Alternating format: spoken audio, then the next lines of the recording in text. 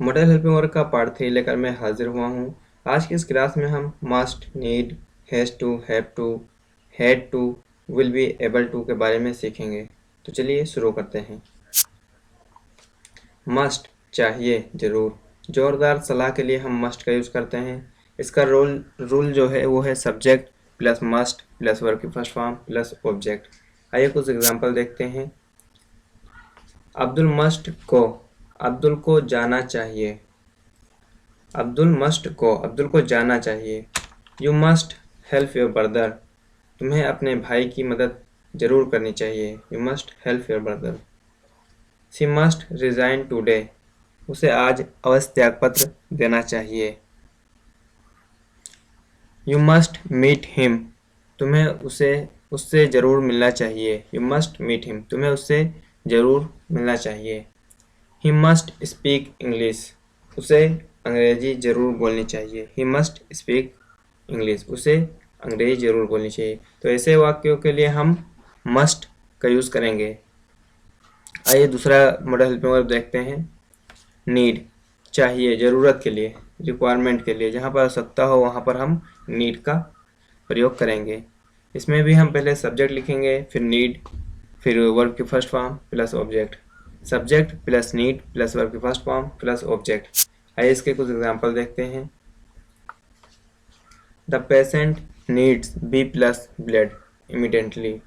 रोगी को तुरंत बी प्लस रक्त की आवश्यकता है। Abdul needs 2 kg rice.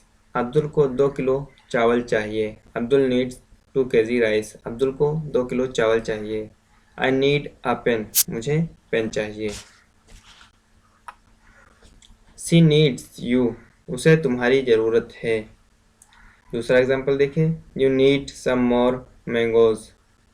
तुम्हें कुछ और आम चाहिए। Has to, have to. जिस वाक्य के अंत में न है, नी है, पढ़ता है, करना पड़ता है, ऐसे वाक्य आते हैं, शब्द आते हैं, तो ऐसे वाक्य में हम हैज़ टू, हैव टू का यूज़ करेंगे मजबूरी के सेंस में। Subject plus has to, have to plus verb की फर्स्ट फॉर्म प्लस ऑब्जेक्ट। ये इसका रूल है। अगर he, she, it name singular person है तो हम हैज़ टू का यूज़ करेंगे। अगर प्लूरल है, आई, यू, वी, दे, इन सब के लिए हम हैव टू का यूज़ करेंगे और वर्ब की फर्स्ट फॉर्म लिखेंगे प्लस ऑब्जेक्ट। आइए इसके कुछ एग्जांपल देखते हैं। I have to cook food myself. मुझे खुद खाना पकाना पड़ता है। आई हैव टू ऑफर नमाज। मुझे नमाज पढ़ना है। He has to work at night. उसे रात को काम करना पड़ता है। देखिए, करना पड़ता है। He has to work at night. उसे रात को काम करना पड़ता है। Abdul has to go to Lucknow. Abdul को लखनऊ जाना है। She has to write a letter. उसे पत्र लिखना है।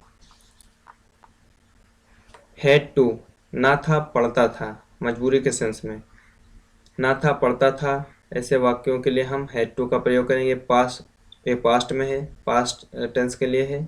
सभी सब्जेक्ट के साथ हैड टू ही लगेगा।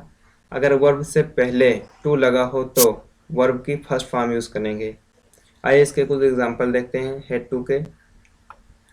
आई had to wash clothes at night. मुझे रात में कपड़े धुलने पड़ते हैं। दूसरा एग्जांपल देखिए। They had to complete the work within 2 hours. उन्हें 2 घंटे के अंदर काम पूरा करना था। एक और एग्जांपल देखिए। You had to sell the bike. तुम्हें गाड़ी बेचनी पड़ी।